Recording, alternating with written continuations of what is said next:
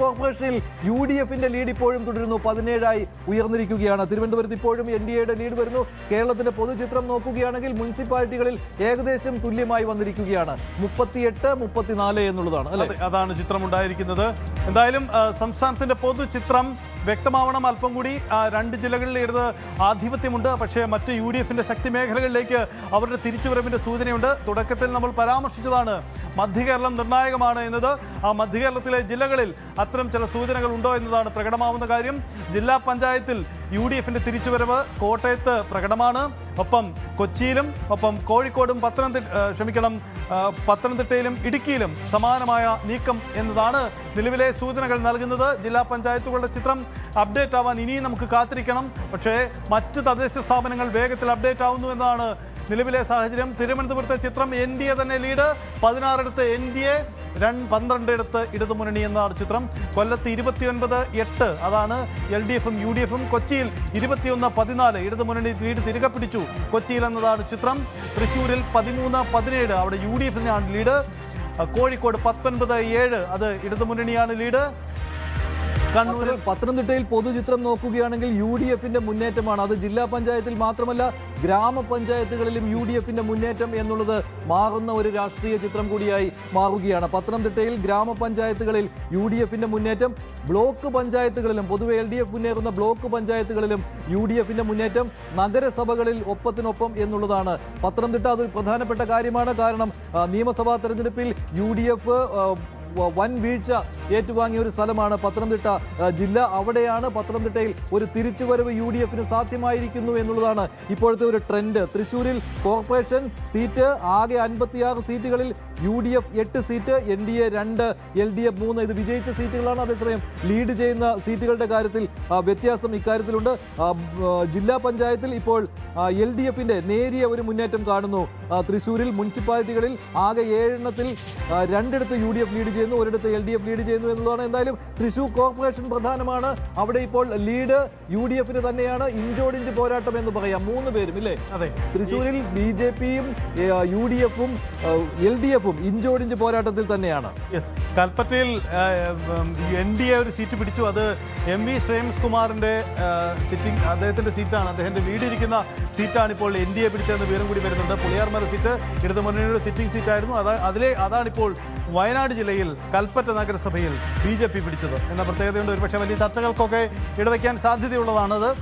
മാവേലിക്കര മുനിസിപ്പാലിറ്റിയിൽ UDF lead ചെയ്യുന്നു എന്നുള്ളതാണ് ഏറ്റവും ഒടുവിലത്തെ വിവരം. മലപ്പുറം ജില്ലയിൽ 19 പഞ്ചായത്തുകളിൽ UDF-ന്റെ ലീഡ് അതേ രീതിയിൽ തന്നെ മുന്നോട്ട് പോകുന്നുണ്ട്. കോഴിക്കോട് കോർപ്പറേഷനിൽ ഒരു സംശയമില്ല, കോഴിക്കോട് കോർപ്പറേഷൻ LDF നിലനിർത്താൻ പോവുകയാണ്. വലിയ മുന്നേറ്റം കോഴിക്കോട് കോർപ്പറേഷനിൽ ഇത്തവണയും UDF-നുണ്ട്. തിരുവനന്തപുരത്തേക്ക് മടങ്ങി വരികയാണെങ്കിൽ തിരുവനന്തപുരത്ത് ഇപ്പോഴും ലീഡ് ചെയ്യുന്നത് BJP-യാണ്. 16 കൂടി ഇല്ലേ? 16, 12 LDF, UDF 4 എന്നുള്ളതാണ്. UDF എന്തായാലും ചിത്രത്തിൽ ഉണ്ടാവുകയില്ല. പക്ഷേ അവസാനം കേവല ഭൂരിപക്ഷത്തിലേക്ക് 51 ആർക്കെങ്കിലും വരാൻ പറ്റുമോ തിരുവനന്തപുരത്ത് എന്നുള്ളതാണ് ഇനി അറിയേണ്ടത്. എന്തായാലും 16 ഇപ്പോഴും ലീഡ്, 16 ജയിച്ചു അല്ലെ? 16 BJP ജയിച്ചു, 12 LDF-ഉം ജയിച്ചു. അങ്ങനെ തിരുവനന്തപുരത്ത് BJP തിരുവനന്തപുരം കോർപ്പറേഷൻ പിടിക്കുവാനുള്ള യാത്രയിലാണ് എന്ന് തന്നെ പറയാം. കണ്ണൂരിൽ ഇഞ്ചോടിഞ്ച് പോരാട്ടമാണ് കണ്ണൂർ കോർപ്പറേഷനിലേക്കുള്ളത്. അതിപ്പോഴും LDF-ഉം UDF-ഉം തമ്മിലാണ്. അതാണ് ചിത്രം. സംസ്ഥാനത്തിന്റെ പൊതുചിത്രം കൃത്യമായി മേധാവിത്വം ഒരു കക്ഷിക്കും നൽകാത്ത രീതിയിലാണ് മുന്നോട്ട് പോകുന്നത്. ചില ജില്ലകളിൽ ഇടതുമുന്നണിയെങ്കിൽ മറ്റിടങ്ങളിൽ UDF എന്ന ചിത്രമുണ്ട്. അപ്രതീക്ഷിതമായ മുന്നേറ്റം NDA നടത്തുന്ന ഇടങ്ങളുമുണ്ട്. അങ്ങനെ പൊതുചിത്രം പരിശോധിക്കുമ്പോൾ ഏതെങ്കിലും കക്ഷിക്ക് അനുകൂലമായ തരംഗ സൂചനകളൊന്നും പ്രകടമല്ല ഇതുവരെ എന്നതാണ് ചിത്രം.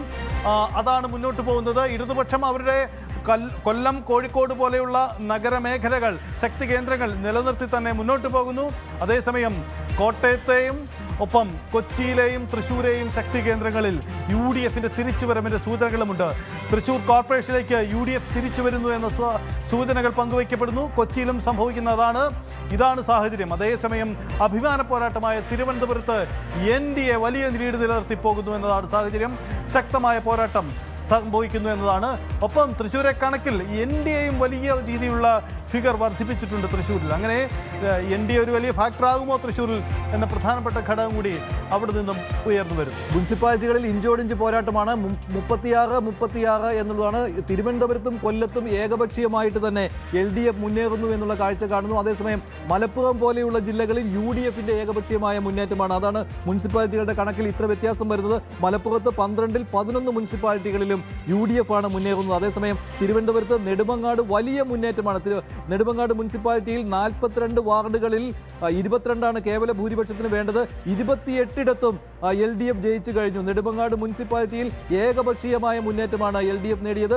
നെയ്യാറ്റിൻകര മുനിസിപ്പാലിറ്റിയിൽ 46 വാർഡുള്ളിടത്ത് 5 LDF ലീഡ് ചെയ്യുകയാണ്. വർക്കല മുനിസിപ്പാലിറ്റിയിൽ 34-ൽ 6 LDF ലീഡ് ചെയ്യുന്നു. അങ്ങനെ 3 മുനിസിപ്പാലിറ്റികളിലും ലീഡുണ്ട്. ആറ്റിങ്ങലിലും 4-ൽ 4 ലീഡ് നേടിയിരിക്കുന്നത് LDF ആണ്. അതേസമയം തിരുവനന്തപുരം കോർപ്പറേഷനിൽ ഇപ്പോഴും ലീഡ് ചെയ്യുന്നത് NDA തന്നെയാണ്, BJP തന്നെയാണ്.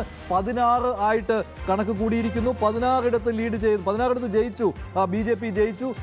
തിരുവനന്തപുരം കോർപ്പറേഷനിൽ എന്തായാലും BJP ലീഡ് ചെയ്യുന്നു. അതേസമയം മുനിസിപ്പാലിറ്റികളിൽ തിരുവനന്തപുരം ജില്ലയിൽ ലീഡ് കൃത്യമായിട്ട് നേടിയിരിക്കുന്നത് LDF ആണ്. UDFന് ഇത്തവണയും നേട്ടമുണ്ടാക്കാൻ തിരുവനന്തപുരത്തും കൊല്ലത്തും കഴിഞ്ഞിട്ടില്ല എന്നുള്ളതാണ്. വർക്കലയിൽ വലിയ മുന്നേറ്റം LDF നേടുന്നു. നെടുമങ്ങാടും അങ്ങനെ തന്നെ, നെയ്യാറ്റിൻകരയിലും അങ്ങനെ തന്നെ. കൊല്ലത്ത് കോർപ്പറേഷനിൽ LDFന്റെ മുന്നേറ്റം. അതേസമയം പുനലൂർ നഗരസഭയിലും കൊട്ടാരക്കരയിലും കരുനാഗപ്പള്ളിയിലും പരവൂരിലും 4 LDFന്റെ മുന്നേറ്റമാണ്. അതേസമയം പത്തനംതിട്ട ജില്ലയിൽ വ്യത്യസ്തമാണ്.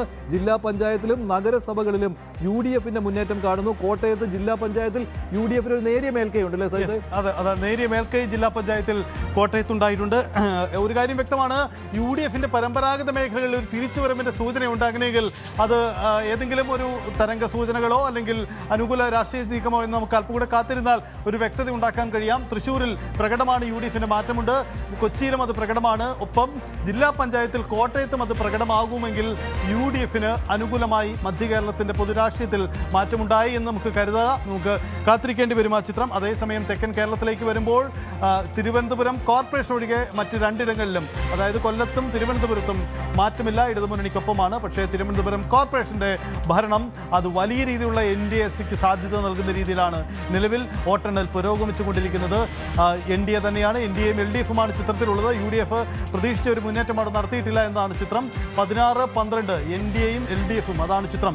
കൊല്ലം കോർപ്പറേഷനിലേക്ക് പോകുമ്പോൾ 29-ഉം 8-ഉം UDFും LDFും തമ്മിൽ. കൊച്ചിയിലേക്ക് 26-15-6 എന്നതാണ് ചിത്രം. കൊച്ചി കോർപ്പറേഷൻ LDF മുന്നിലെത്തിയെന്ന ചില കണക്കുണ്ട്. ഒരുപക്ഷെ പരിശോധിക്കുമ്പോൾ ഒന്നുകൂടെ കണക്കുകൾ നോക്കേണ്ടി വരുമെന്ന് തോന്നുന്നു. കോഴിക്കോട് 23-8 എന്നതാണ് കണക്ക്, LDFും UDFും തമ്മിൽ. അതേസമയം കണ്ണൂരിൽ 14-15 UDFും LDFും. UDF തന്നെയാണ് അവിടെ മുന്നിൽ നിൽക്കുന്നതെന്നാണ് കോർപ്പറേഷന്റെ ചിത്രം പൊതുവിൽ പരിശോധിക്കുമ്പോൾ വരുന്ന സാഹചര്യം. ഗ്രാമപഞ്ചായത്തുകളിലേക്ക് വരുമ്പോൾ 412 ഗ്രാമപഞ്ചായത്തുകളിൽ ഇടതുമുന്നണിയുടെ ലീഡ്. തൊട്ട് പിന്നിൽ അല്ലെങ്കിൽ ഇഞ്ചോടിഞ്ച് പോരാട്ടം 301 UDFും ഒപ്പത്തിനൊപ്പമുണ്ട്. NDA 23 പഞ്ചായത്തുകളിൽ ലീഡ് ചെയ്യുന്നുവെങ്കിൽ ഇന്ത്യയുടെ നമ്പറിൽ വലിയ മാറ്റമുണ്ടാകാൻ സാധ്യതയുണ്ട്. ബ്ലോക്ക് പഞ്ചായത്തിലേക്ക് വരുമ്പോൾ 4 ബ്ലോക്ക് പഞ്ചായത്ത്